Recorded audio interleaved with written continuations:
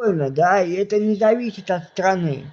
Не надоело Путин, этот президент, тот президент, президент Америки, президент России, президент Узбекистана. Может быть, простым людям просто пора у себя сначала порядок навести, а потом уже президентами и политикой заниматься.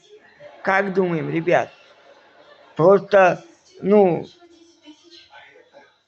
понятно, везде есть перегибы, везде есть недогибы, везде есть свои какие-то ошибки, но сначала нужно у себя как-то заняться.